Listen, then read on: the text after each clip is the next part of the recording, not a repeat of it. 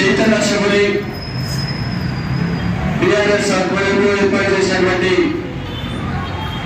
శ్రీరామ్ గారికి, అదేవిధంగా వేదిక ఆశించినటువంటి లాయర్లు, అదేవిధంగా రాజకీయ నాయకులు, మహిళలకి, అదేవిధంగా ఎలక్ట్రానిక్ మరియు ప్రింట్ మీడియా సోదరులకి ప్రత్యేకమైన ధన్యవాదాలు తెలియజేస్తా ఉన్నాం.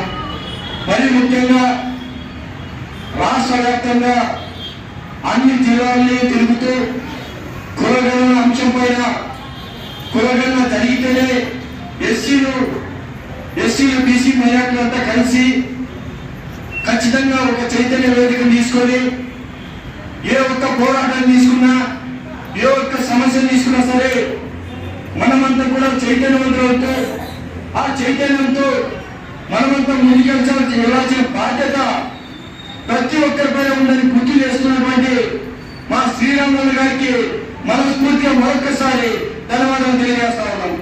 ఎందుకు ఈ విధంగా చెప్తున్నామంటే అలపెరిగిన పోరాటం చేస్తూ 20 ఏళ్ల ఉద్యమ ప్రస్థానంలో ఎక్కడ వెనుక తిరిగి చూడకుండా ముందుకే కలుగుతూ ప్రతి ఒక్కరిని చైతన్యం చేస్తూ ఇంతమంది పెద్దలు చెప్పినట్టు పేరు డ్యామ్ దగ్గర నుంచి సైకిల్ యాత్రలు తీసుకుంటే అనేక పోరాటాలు చేస్తూ ఈ రోజు కూడా దేశవ్యాప్తంగా జరుగుతున్నటువంటి కులగణన అంశం పైన రాష్ట్రంలో ఉన్నటువంటి ప్రతి జిల్లాలో కూడా ఇటువంటి సమస్యలు ఏర్పాటు చేస్తూ మరీ ముఖ్యంగా ఒక బీసీ వర్గానికే పరిమితం అవ్వకుండా ఎస్సీలు బీసీలు మైనార్టీలు ప్రతి వర్గాన్ని కలుపుకుంటూ ముందుకెళ్తున్నటువంటి శ్రీరాములు గారు, అదేవిధంగా వేదిక మీద ఆశించినటువంటి బిఎస్పీ పార్టీ పెద్దలకి, అదేవిధంగా లాయర్గా బాధ్యత నిర్వహిస్తున్నటువంటి పోగ్రాని గారికి, అదేవిధంగా మూర్తి గారికి, ఇక్కడ చేసిన ప్రతి ఒక్కరికి కూడా మనస్ఫూర్తిగా ధన్యవాదాలు తెలియజేస్తూ, అదేవిధంగా చాలా సందర్భాల్లో మనం మాట్లాడుకుంటా ఉన్నాం కమ్మారెడ్డి ఈ రాష్ట్రాన్ని పాలిస్తా ఉన్నారని. మనమేం చేస్తా ఉన్నాం అంటే ఆ వర్గాల్లో ఉన్నటువంటి మా అంటే 5 నుంచి 6% ఉన్న వాళ్ళే పాలిస్తా ఉంటే 75% పరిశీలన మనం ఏం చేయాలి? ఇంతకుముందు పెద్దలు చెప్పినట్టు ఇంట్లో కూర్చొని మనకి రాజ్యాధికారం కావాలంటే ఎవరిస్తారు?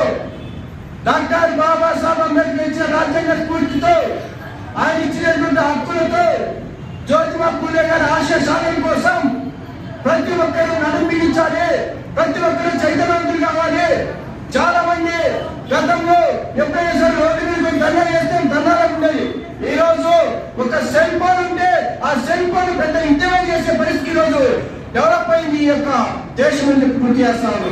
మనకి ఉద్యమాలు చేయడానికి అనేక రకాల సాధనాలు ఈ రోజు ఏర్పాటైనాయి. గతంలో ఈ రోజు జరిగినటువంటి కార్యక్రమం రేపు పొద్దున వరకు 6 గంటలైతే తప్ప ఆ పేపర్ వస్తే చూసుకునే పరిస్థితి లేనప్పటి నుంచి ఇక్కడ మనం మాట్లాడుతుంటే ఇక్కడ జరిగే అంశం కూడా ఎక్కడ చూస్తూ కూడా వీక్షించే స్థాయికి ఈ దేశం కానీ ఈ రాష్ట్రం కానీ డెవలప్ అయింది.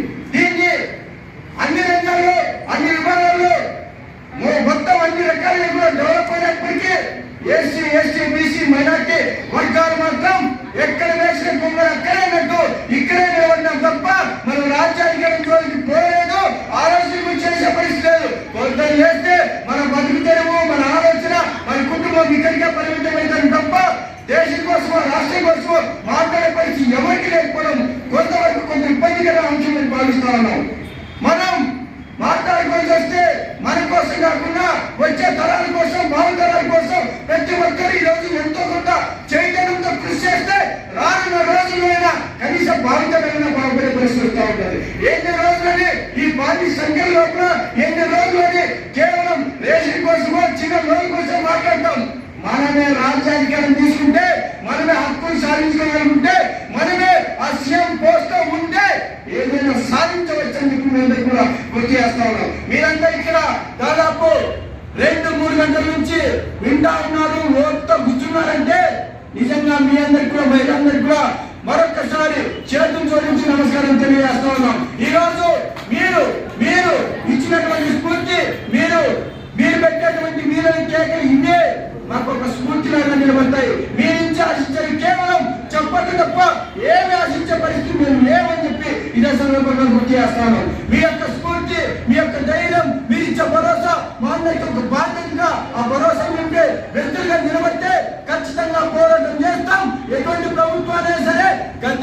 దించుతాం, పెద్దలైనా ఎక్కిస్తామని చెప్పి ఎస్సీ ఎస్టీ బీసీ మైనార్టీలు కలుసుకుంటే ఎందాకైనా ముందుకెళ్తాం, ఏదైనా సాధించామని గుర్తు చేస్తూ అదే విధంగా కొలగల అంశం పైన మాట్లాడుకోవాల్సి వస్తే పక్కన ఉన్నటువంటి తెలంగాణ రాష్ట్రంలో ఇప్పటికే పూర్తి చేశారు.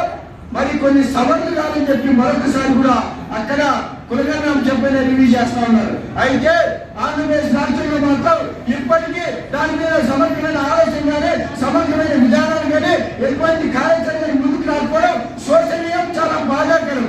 అయినప్పటికీ పట్టుబడుల విక్రమార్కులాగా ఆర్బీఎస్ శ్రీరామన్ గారు రాష్ట్రంలో ఉన్నటువంటి ప్రతి జిల్లాలకు వెళ్ళి చైతన్యం చేస్తూ ప్రతి ఒక్కరిని ఈ స్థాయి తీసుకొచ్చినటువంటి శ్రీరామన్ గారికి, వారి టీంకి, అదేవిధంగా పిఆర్ఎస్ టీం కూడా ప్రత్యేకమైన ధన్యవాదాలు తెలియజేసుకుంటూ జై